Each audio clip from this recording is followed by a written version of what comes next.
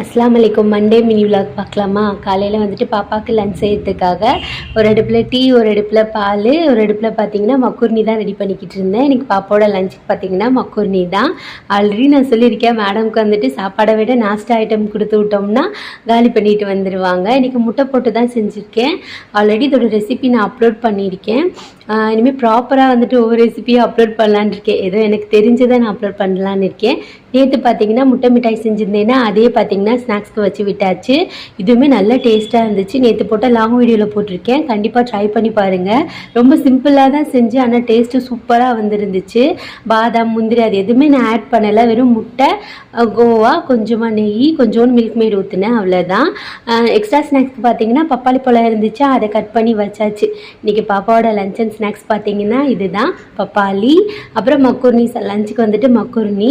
இது வந்துட்டு வீட் மக்கூர்னி தான். பாப்பா கொடுக்குறனால ஓயாமல் சாப்பிட்றாளா, அதனால் வந்துட்டு வீட் மக்கூர்னி வாங்கி வச்சுருக்கேன்னா அதை தான் செஞ்சு கொடுப்பேன். அப்படியே எல்லா வேலையும் முடிச்சுட்டு நம்மளோட ஃபேவரட் டீயை குடிக்க வேண்டியது தான், அவ்வளோதான்.